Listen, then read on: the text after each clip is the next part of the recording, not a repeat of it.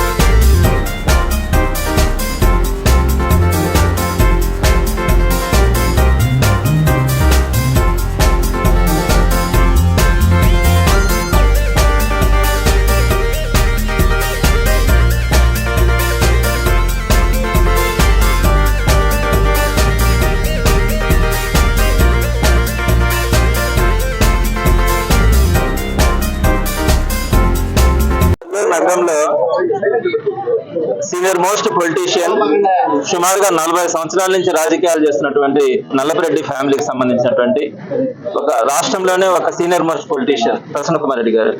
ఆయన ఇంటి మీద జరిగినటువంటి దాడిని ఇప్పుడు చూసినాం. అసలు మేమంతా చెప్తే ఏదో దాడి చేస్తున్నారంటే బయట నుంచి ఎవరైనా రాళ్ళు వేస్తుంటారేమో అనుకుని ఇక్కడికి చూసిన తర్వాత ధ్వంసం చేస్తున్నారు. లోపల ఒక్క వస్తువు కూడా శుద్ధంగా ఉంచలే. సరే ఈవెన్ బెడ్రూమ్స్ లోకి వెళ్ళి ఒక పెద్ద ఆమె ప్రసన్న కుమార్ రెడ్డి అన్న వాళ్ళ అమ్మ, ఆమె చాలా వృద్ధురాలు, ఆమె ఉంటే కూడా ఆమెను పక్కకు నెట్టేసి ఆ బెడ్రూమ్స్ లో కానీ కిచెన్ లో కానీ తీసినటువంటి దారుణమైనటువంటి పరిస్థితులు చూస్తా ఉంటే కళ్ళ మీద నీళ్ళు వస్తా ఉన్నాయి. కింద చూస్తే ఆ కారుని చూస్తే మనుషులు కనుకుంటే ఆ మనుషులను చంపడానికి కూడా ప్రయత్నిస్తా వాళ్ళు చేసినటువంటి దారుణమైనటువంటి ఘటన చూస్తే మాటలు కూడా రావట్లా. సో ఒకవేళ పొలిటికల్ గా చూస్తే మీరు విమర్శించి ఉండొచ్చు, ఒకవేళ ఆ విమర్శలకి ప్రతి విమర్శలు చేసి ఉండొచ్చు, రాజకీయాల్లో ఇవన్నీ సహజం. కానీ మీరు ఏదన్నా మీకు తప్పు అనిపించింది మీరు మాట్లాడండి, లేదా మీకు ఇంకా కూడా అనిపించింది మీ చేతిలో చట్టాలు ఉన్నాయి కదా, రెడ్ బుక్ రాజ్యాంగం ఉంది కదా, కేసులు పెట్టే సంస్కృతి ఉంది కదా, పెట్టుకోండి. చట్టపరంగా మేము ఫైట్ చేస్తాం, కోర్టులకు వెళ్తాం. సో మేము మాట్లాడిన దాంట్లో ఎంతవరకు న్యాయం ఉంది, ఏ విధంగా ఉందని మేము ఫైట్ చేస్తాం. అంతేగాని ఈ విధంగా ఇళ్ల మీదకి వచ్చి దాడి చేస్తే ఇందాక ఎవరు అంటా ఉన్నారు ఈ రాయలసీమ సంస్కృతి నెల్లూరుకి వచ్చింది అంటున్నారు. రాయలసీమ సంస్కృతి అనేది బీహార్ సంస్కృతి లేకపోతే ఇంకొకటి ఎక్కడన్నా పశ్చిమ బెంగాల్ సంస్కృతి అని చెప్పాలా? ఎక్కడ కూడా ఆంధ్ర రాష్ట్రంలో కూడా ఈ విధంగా ఒక పొలిటికల్ లీడర్ మీదకి, ఇంత సీనియర్ మోస్ట్ పొలిటీషియన్ అయినటువంటి ప్రసన్న కుమార్ లాంటి సీనియర్ పర్సన్ మీదకి ఇళ్ల మీదకి విధంగా దాడి చేస్తే ఒక సామాన్యుడి పరిస్థితి ఏంటి? ఎస్పీ గారు కూడా ఒకటి గుర్తుపెట్టుకోవాలా, ఏంటి లాండ్ ఆర్డర్ ఏమవుతా ఉంది? నెల్లూరు జిల్లా ఎలా ఉండింది ఒకప్పుడు, ఎంత ప్రశాంతంగా ఉండింది? వైఎస్ఆర్సీపీ గవర్నమెంట్ ఎప్పుడైనా చూసినామా ఇట్లా? అసలు గవర్నమెంట్ గారి మీద అక్రమ అరెస్ట్ చేసి ఈ రోజు 2 నెలలుగా లోపల పెట్టున్నారు. సో దాని మీద ఫైట్ చేస్తా ఉన్నాం. మా వాళ్ళ మీద కేసులు పెడతా ఉన్నారు, మాకు సంబంధించిన వాళ్ళ ఇళ్ళని ధ్వంసం చేయడానికి చూస్తా ఉన్నారు.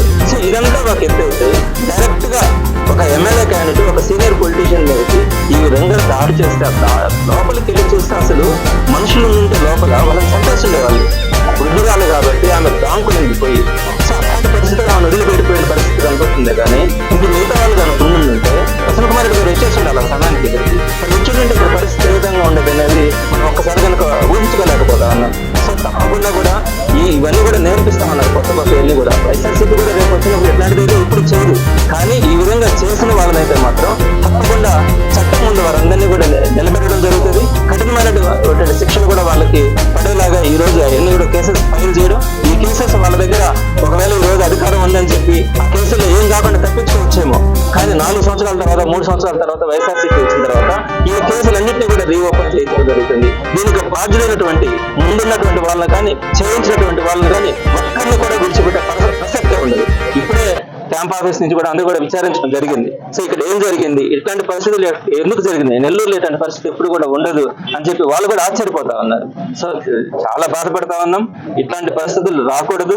నెల్లూరు జిల్లా సంస్కృతిని ఈ విధంగా దిగజార్చడం అన్నది ఎవరు కూడా మీరు కూడా చెప్తున్నారు, పాత్రికేయ మిత్రులు కానీ అందరూ కూడా సమాజం అంతా కూడా తీవ్రంగా దీన్ని ఖండించాల్సినటువంటి పరిస్థితి ఉంది. ఇది మంచి సంప్రదాయం కాదని కూడా తెలియజేస్తా ఉన్నాం. తప్పకుండా దీన్ని వెనుకున్నటువంటి ప్రతి ఒక్కరికి కూడా కఠినమైన శిక్ష పడేలాగా వైఎస్ఆర్సీపీ పోరాడుతుందని మాత్రం తెలియజేస్తాను.